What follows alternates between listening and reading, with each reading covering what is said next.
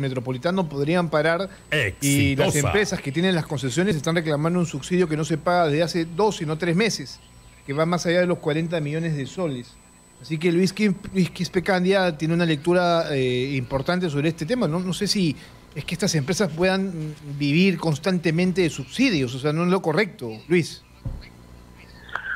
Buenos días, Jesús. Buenos días, Cristian. ¿Cómo estás? Bueno, efectivamente, lo que están reclamando es una compensación. Es el pago de compensación que les deben de los últimos meses.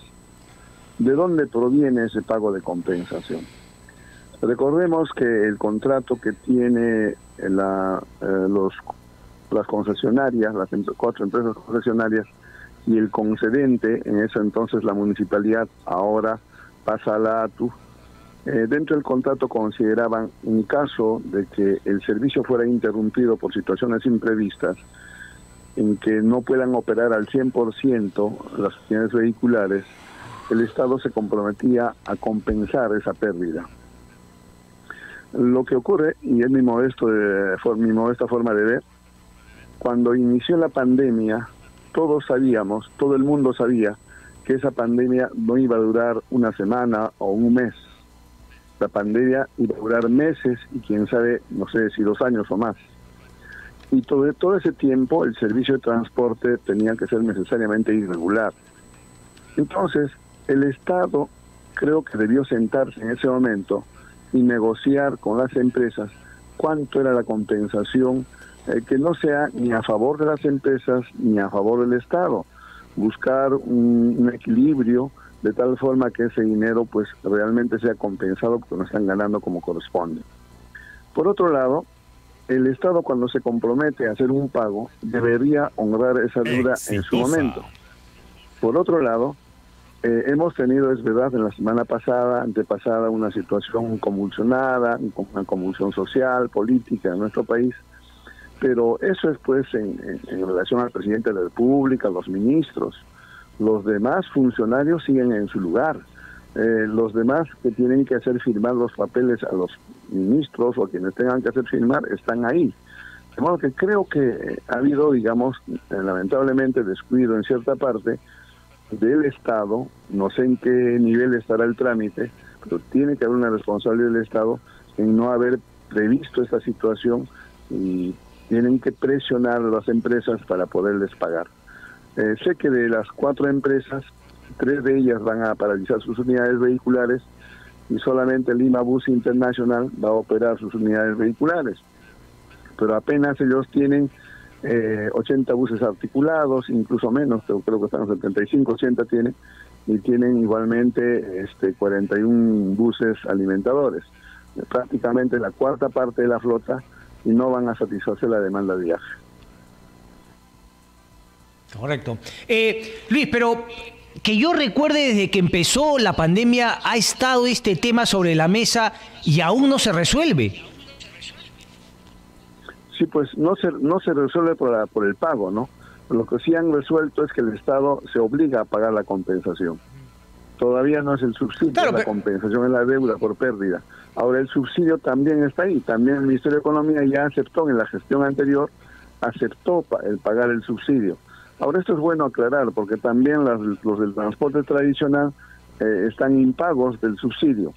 Vamos a poner en claro, recordemos que a partir del año 99, cuando se aprueba la ley 27181, en su artículo 4 señala que el Estado garantiza el ejercicio del libre mercado, es decir, son las empresas de transporte quienes ponen la tarifa de su servicio, sea transporte de personas o sea transporte de carga y mercancías, no es el Estado, como tiene que ser en el libre mercado. Pero dice también en ese mismo artículo que cuando se dan distorsiones en el mercado, el Estado tiene que intervenir. Ahí está la falencia del Estado. En todo el transporte en general, el Estado siempre ha sido débil, siempre ha sido inoportuno, siempre no ha sabido enfrentar de que el libre mercado se ejercite a favor de todos, a favor de las empresas, pero también a favor del usuario. Entonces no había subsidio. En el caso del metropolitano, las tarifas lo fijan primero en la licitación y luego se constituye un consorcio coordinador, que es el que en un grupo en el que están las 4 empresas, la empresa recaudadora y la municipalidad en ese entonces, o sea, 6. en una mesa de 6, en el que 4 son empresas, las otras empresas recaudadoras, la municipalidad se queda sola, prácticamente el Estado siempre iba a perder en esa reunión. Aún así hubo dos reajustes, 2 cambios en la tarifa. Recordarán ustedes que finalmente, incluso el último aumento que hubo en la época del señor Castañeda, no se subió como querían las empresas, y hay una medida cautelar. Esa medida cautelar, por ejemplo, es una medida temporal de emergencia que el juzgado intervino y las empresas han aceptado porque se trata de una medida cautelar. Pero va a llegar un momento en que las empresas también van a cobrar. Eso estoy por seguro, porque los negocios que tienen que hacer el concedente y los concesionarios es en un tribunal arbitral. Cualquiera de las partes puede llamar ante el tribunal arbitral y exigir lo que ellos quieren y ponerse de acuerdo. Esa es la forma, y no lo han hecho. Entonces, ya la ley 30.900 que crea la ATU incorpora la posibilidad de que se dé el subsidio en el transporte urbano. Pero la ley prevé hacia adelante, es decir, mira, cuando se implemente el servicio integrado de transporte, y todavía no se ha implementado. Recién tenemos el metropolitano, que está parcialmente implementando los corredores complementarios, pero no aún así a la línea 1 de metro. Y es apenas, pues estamos hablando menos del 10% del flujo de transporte urbano. Entonces, cuando se implemente, recién se va a implementar, toda la flota, recién se va a implementar el subsidio. Pero la pandemia ha obligado a que el Estado designe una cantidad de dinero para subsidiar el transporte tradicional. Y el Estado le ha puesto condiciones, y eso nos parece muy bien, porque nosotros planteamos desde un principio que debía ser así: caja centralizada, GPS, que pongan en la planilla a los trabajadores, y el recaudo electrónico, con condiciones elementales para poder hacer el subsidio. Sino, ¿cómo les reparte el dinero? Porque los buses no son de la empresa, son buses de personas naturales. ¿Cómo saber qué bus está trabajando y qué bus no está trabajando? Tiene que haber un reporte de GPS necesariamente. Entonces, eso no se concretiza porque también ellos se están demorando en constituir en sus empresas estas condiciones que el Estado está exigiendo. Evidentemente es una gran ventaja el subsidio, porque llegará un momento en que los pasajeros paguemos una cantidad y el Estado pague otra cantidad, y se busca un equilibrio en el pasaje. Es decir, lo que decía el artículo 4 de la ley, esa parte se va a modificar cuando el Estado se siente con los empresarios y fijar la tarifa, una parte los pasajeros y otra parte el Estado. A la manera de la línea 1 de metro. En la línea 1 de metro, que es el Estado, está subsidiado el pasaje.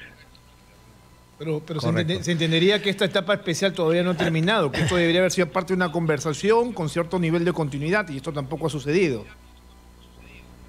Es lo que falta, ¿no? Es lo que falta. Claro, la pandemia ha traído los traspiés, pero evidentemente nuestras autoridades tienen que poner más celo y más dedicación, porque aquí se trata de movilizar a la población. Y en época normal, el metropolitano moviliza 650.000 pasajeros por día. Ahora estarán en 150, cerca de 200.000 pasajeros por día, porque no llevan toda la capacidad del vehículo. Pues todas estas condiciones el Estado tiene que prever necesariamente. Bien, Luis, muchas gracias. Luis Quispe Candia. Gracias, Luis. Saludos. ¿Con qué vamos, Cristian?